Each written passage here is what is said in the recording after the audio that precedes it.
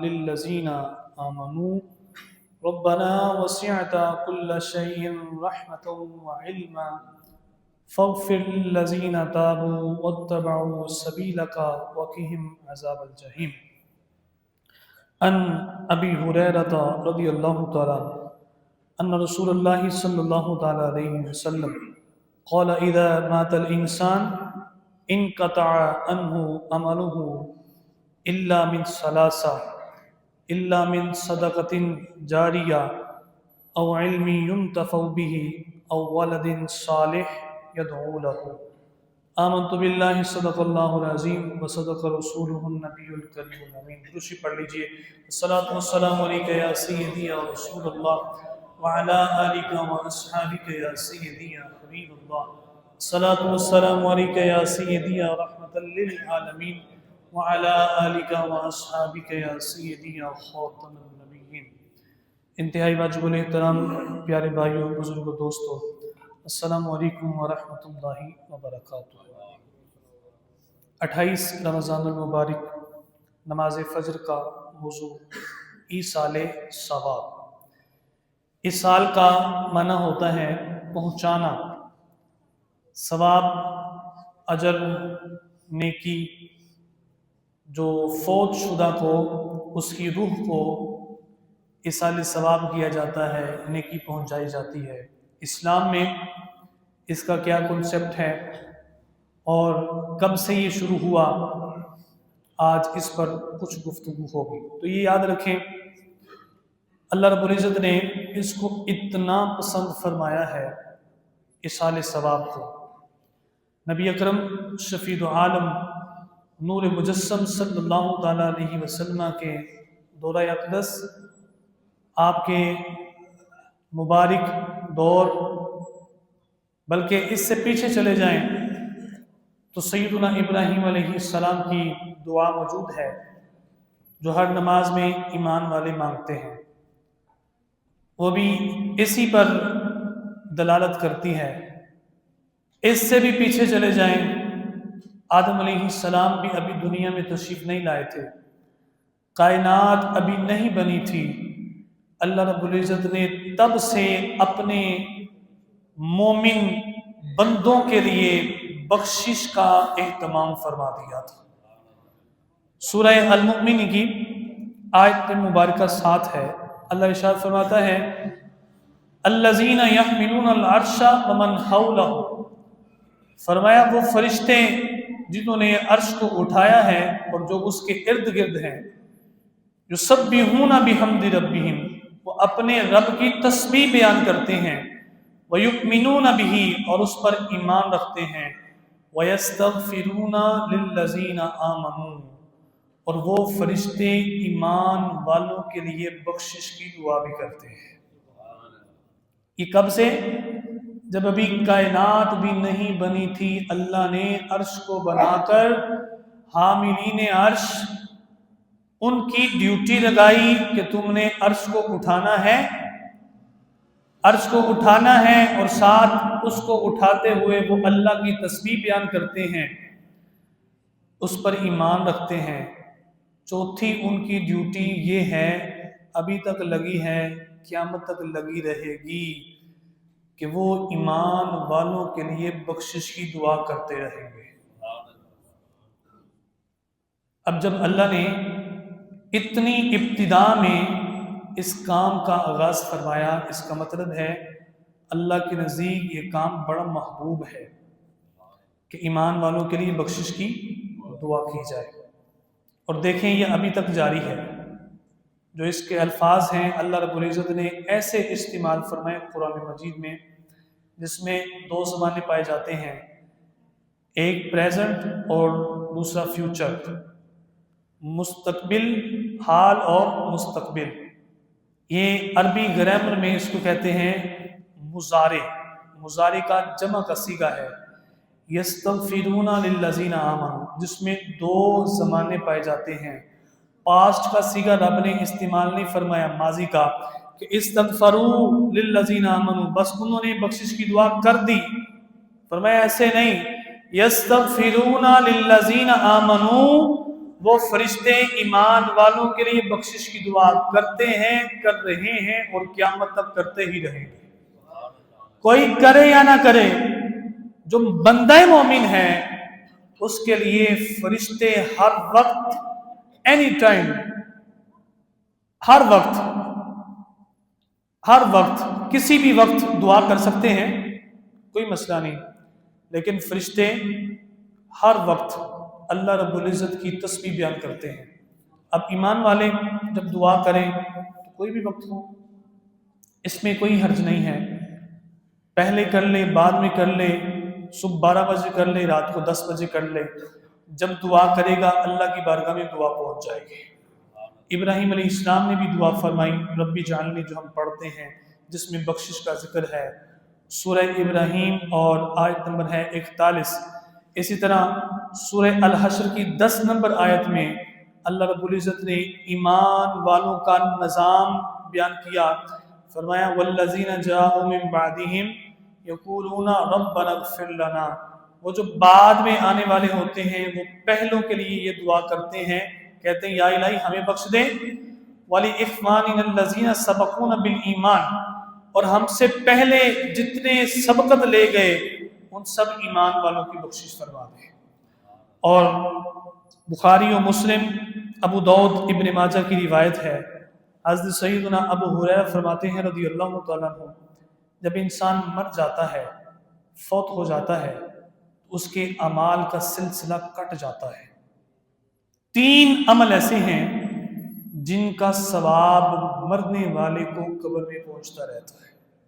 3 عمل ایسے ہیں۔ نمبر 1 فرمایا صدقہ جاریہ، کوئی سبیل لگوا دی، کوئی مدرسہ چل رہا ہے، کوئی پانی کا سسٹم کر دیا، مسافر خانہ بنوا دیا، کوئی مکتب میں کتابیں لے کر دے دی دینی طلباء کو، یہ سارے جتنے کام آتے ہیں یہ صدقہ جاریہ میں آتے ہیں، اور انسان کو اپنی زندگی میں یہ کام کرنے چاہیے۔ یہ مت ذہن رکھیں کہ مر جائیں گے تو اولاد کرے گی۔ اگر زندگی میں اپنے لیے میں نے خود نہیں کیے تو میرے مر جانے کے بعد میری اولاد کیسے کرے گی؟ ان کی تربیت تو کریں، انہیں کہیں یار دیکھو میرے ابا جی دنیا سے چلے گئے تو میں نے ان کے نام کا یہ پانی کا فلٹر لگا دیا، میں نے ان کے نام کا ایک مدرسہ بنا دیا، یا اس میں کچھ پیسے خرچ کر دیے، یا مسجد بن رہی تھی، مسجد کے کاموں میں یا مکتب میں علماء کی کتابیں میں نے لے کر دی، بخاری مسلم کوئی بھی کتاب، کوئی بھی میں نے ان کے مکتب میں، لائبریری میں دینی علوم کا اضافہ کر دیا۔ اب یہ سارے علوم صدقہ جاریہ ہیں، جب ان کے سامنے کریں گے تو ان کی عادت بنے گی، اور ان کے سامنے یہ کرنا چاہیے تاکہ ان کو پتہ چلے کہ میرے ابا جی دادا جان کے لیے کرتے رہے، اب میری باری ہے، میرے والد محترم چلے گئے، والدہ چلے گی، تو ان کے لیے صدقہ جاریہ والے اہتمام اب میں کروں۔ اب پھر یہ اولاد کی ذمہ داری ہوتی ہے، تو پہلا اللہ رب العزت نے یہ حکم ارشاد فرمایا صدقہ جاریہ، ہر ایک کو اپنے لیے اس کا کوئی نہ کوئی اہتمام کرنا چاہیے۔ دوسرے نمبر پر ارشاد عظیم ہے، فرمایا ایسا علم جو نفع دینے والا ہو، علم سکھا گیا اور پھیلا گیا، اس کا بھی ثواب قبر میں پہنچتا رہے گا۔ اب ایک علم والے نے ہزاروں، سینکڑوں، ہزاروں، لاکھوں سینوں کو نور علم سے منور کر دیا، مسائل سکھا دیے، اس کے بتائے ہوئے مسائل پر عمل کرتے رہے، اور علم ایک ایسی نعمت ہے یہ چلتا رہتا ہے، صدقہ اس کا وسیع تر ہے نظام، لوگوں تک وہ علم کی بات پہنچی، اب سکھانے والا، بتانے والا قبر میں ہے، اس کی سکھائی ہوئی، بتائی ہوئی بات پر عمل لوگ کر رہے ہیں، تو اس کی قبر میں ثواب پہنچتا ہے، اور اس کے اعمال میں، اکاؤنٹ میں اضافے ہو رہے ہیں، جنت میں اللہ رب العزت درجات بلند فرماتا جا رہا ہے۔ یہ مرنے کے بعد فائدہ ہوتا ہے۔ اب دیکھیں جتنے اسلاف جنہوں نے دین کا علم پھیلایا، جنہوں نے ہمیں پڑھایا، ہمارے اساتذہ دنیا سے چلے گئے، ہم نے جن طلباء کو پڑھایا ہم چلے جائیں گے، تو ہمارے لیے صدقہ جاریہ ہوگا، چلتے چلتے یہ صحابہ کرام تک بات پہنچے گی۔ ہمارے وہ ائمہ کرام جنہوں نے قرآن و حدیث سے مسائل استنباط کیے، ہم جن کے پیروکار ہیں، جن کے بتائے ہوئے مسائل قرآن و حدیث سے جو انہوں نے لوگوں کے سامنے رکھے، امام اعظم ابو حنیفہ رضی اللہ تعالیٰ عنہ کتنا بڑا صدقہ جاریہ کر گئے، کتنی کثرت کی تعداد میں، لاکھوں کی تعداد میں پوری دنیا میں حنفی موجود ہیں جو قرآن و حدیث سے وہ مسائل جو امام اعظم ابو حنیفہ رضی اللہ تعالیٰ عنہ نے عطا فرمائے، لوگوں کو بتا دیے، اصول بتا دیے، اب جتنے عمل کر رہے ہیں ان کو بھی ثواب مل رہا ہے، اور وہ سارا کا سارا ثواب امام صاحب کے اکاؤنٹ میں بھی جا رہا ہے۔ یہ ہے فائدے والی چیز۔ لوگ اصال ثواب کی محفلیں کرتے ہیں، لنگر پکاتے کھاتے ہیں، ختم۔ اس میں لٹریچر تقسیم کرنا چاہیے، اپنے والدین کے لیے اس طرح کا یا اپنے لیے نفع والا کام کرنا چاہیے جو دیر تک ثواب پہنچاتا رہے، دیر تک۔ اب دیکھیں 50 لاکھ 2 لاکھ لوگوں کو کھانا کھلایا، پھل چھل کھایا، بریانی کھائی، بوٹیاں کھائیں، چلے گئے، ہضم ڈکار آیا، ختم۔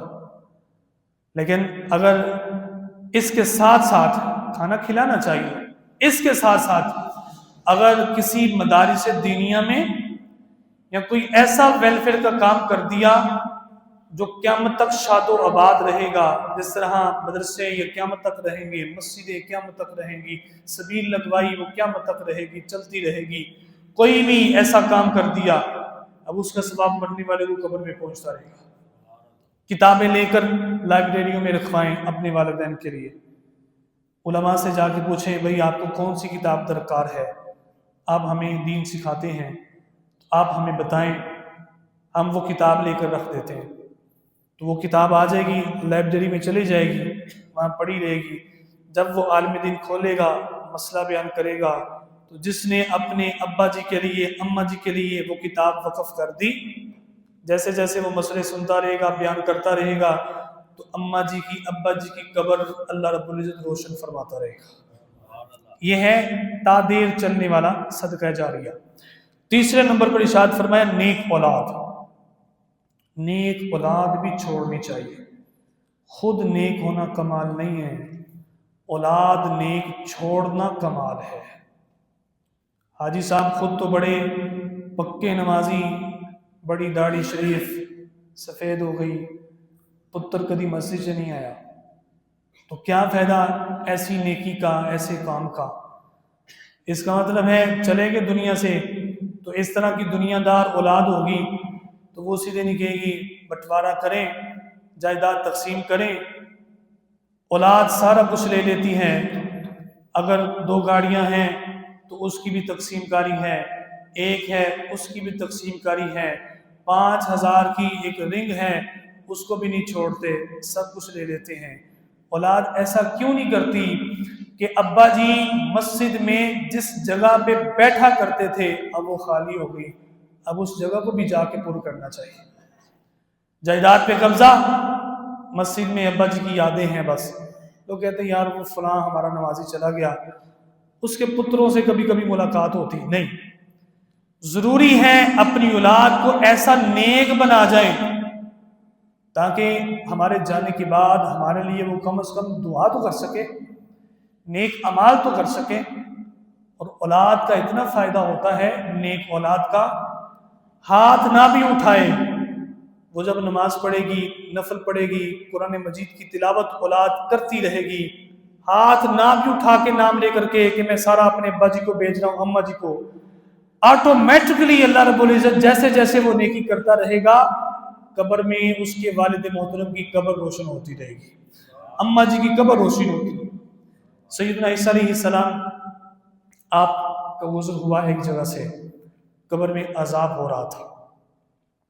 انبیاء کو اللہ نے یہ بصارت عطا فرمائی ہوتی ہے کہ وہ زمین کے اوپر بھی دیکھتے ہیں، نیچے بھی دیکھتے ہیں، آسمانوں کے اوپر بھی دیکھتے ہیں اور آسمانوں سے بالا تر ہر چیز کو دیکھتے ہیں۔ آپ نے دیکھا قبر میں عذاب ہو رہا ہے، نبی علیہ السلام بھی ایک دفعہ گزرے، مدینہ یا مکہ کے قبرستان، 2 قبریں تھیں، آپ نے وہاں پر سکوت فرمایا، رکے، سواری سے نیچے اترے، ایک صحابی کو کہا کہ ایک ٹہنی لے کر آؤ، ٹہنی منگوائی، اس کے 2 ٹکڑے کیے، دونوں قبر پہ رکھ دیے۔ صحابہ نے کہا حضور یہ آپ نے کیوں کیا؟ فرمایا کہ میں جب یہاں سے گزر رہا تھا نا تو میں نے دیکھا جو قبر والے نا ان کو قبر میں عذاب ہو رہا ہے، تو میں نے یہ عمل اس لیے کیا، یہ ٹہنیاں، یہ پتے جب تک تر رہیں گے، اللہ کا ذکر کرتے رہیں گے، ان کے عذاب میں کمی آتی رہے گی۔ ٹہنیاں ذکر کریں عذاب میں کمی آ جاتی ہے، تو جب انسان کرتے ہیں تو کیا کمی نہیں آتی؟ اور یہ جو ہم پھول ڈالتے ہیں نا، پھول، پتیاں، یہ بھی جب تک تر رہتی ہیں ذکر کرتی ہیں، اس کا فائدہ بھی جس کی قبر پہ ڈالا جاتا ہے اس کو ہو رہا ہوتا ہے۔ نبی علیہ السلام کے طریقے سے پتہ چل گیا، اور آپ نے فرمایا کسی بڑی وجہ سے عذاب نہیں ہو رہا تھا، ایک چگلی کرتا تھا اور دوسرا پیشاب کے چھینٹوں سے نہیں بچتا تھا، اس وجہ سے انہیں عذاب ہو رہا ہے۔ دیکھیں سرکار کائنات صلی اللہ علیہ وسلم کی شان دیکھیں، آپ نے زمین کے اندر دیکھا، ایسے ذرا دیکھیں سارے، کیا نظر آئے؟ زمین، صرف زمین، ہم دیکھیں صرف زمین نظر آئے، حضور دیکھتے ہیں تو زمین میں جو چیزیں ہیں اللہ ساری دکھا دیتا ہے۔ عام بشر میں سید البشر میں کتنا فرق ہے۔ اور پھر نبی علیہ السلام کو یہ بھی معلوم ہے کہ ان کو عذاب کس کس وجہ سے دیا جا رہا ہے، ایسا علم رسول صلی اللہ علیہ وسلم ہے، اللہ نے ایسا کمال عطا فرمایا۔ آپ نے دیکھا اس علیہ السلام نے چلے گئے، جب واپسی تشریف لائے نا تو اسی قبر سے گزر ہوا تو وہاں پر اللہ کی رحمتیں نازل ہو رہی تھی۔ اللہ سے عرض کی مولا کرم تو فرما، میں جا رہا تھا عذاب، واپس آیا رحمت، یہ عذاب رحمت میں کیسے کنورٹ ہوا، کیسے تبدیل ہو گیا؟ اللہ نے فرمایا اے عیسیٰ علیہ السلام، یہ بندہ بڑا گناہ گار تھا، اس نے برائیاں کی، فوت ہو گیا، فوت ہونے سے پہلے اس نے اپنی زوجہ کو کہا کہ میرے ہاں جو اولاد ہونے والی ہے نا اسے دین کے رستے پر چلانا۔ کب فوت ہو گیا؟ عذاب میں مبتلا تھا، اس کے ہاں بیٹا ہوا، اولاد ہوئی، وہ تھوڑی سی بڑی ہوئی، تو جب اس کو مکتب میں پڑھنے کے لیے بھیجا، استاد نے سب سے پہلے لفظ پڑھایا بسم اللہ الرحمن الرحیم۔ اب بچوں کی بڑی اچھی عادت ہوتی ہے، جب انہیں کوئی لفظ سکھا دیا جاتا ہے نا چھوٹے بچوں کو، تو چلتے پھرتے اسے دہراتے رہتے ہیں، بسم اللہ الرحمن الرحیم، اوپر جاتا بسم اللہ الرحمن الرحیم، دائیں بائیں جہاں وہ بچہ جاتا بسم اللہ الرحمن الرحیم، بسم اللہ الرحمن الرحیم، بسم اللہ الرحمن الرحیم، سارے پڑھ لیں، بسم اللہ الرحمن الرحیم، بسم اللہ الرحمن الرحیم، بسم اللہ الرحمن الرحیم۔ کہا عیسیٰ علیہ السلام اس کا بچہ مجھے زمین پر کہہ رہا ہے بولا تو رحمان ہے، تو رحیم ہے، تو مجھے حیا آئی، بچہ اس کا مجھے رحمان اور رحیم پکار رہا ہے، اور میں اس کے باپ کو قبر میں عذاب دے رہا ہوں، اس کے بچے کے رحمان اور رحیم کہنے کی وجہ سے میں نے اس کے باپ کے عذاب کو رحمت میں تبدیل فرما دیا۔ نیک اولاد کا یہ فائدہ ہوتا ہے، وہ ہاتھ نہ بھی اٹھائے، وہ بسم اللہ پڑھے گی، تلاوت قرآن مجید کرے گی، قبر روشن ہوتی رہے گی۔ اس لیے یہ کام بھی کرنا چاہیے، اولاد کو نیک بنانا چاہیے۔ نیک کب ہوگی؟ جب نیک صحبت دی جائے گی۔ اللہ رب العزت ہمیں دین و دنیا کی بھلائیاں عطا فرمائے، آمین وما علینا الا البلاغ المبین۔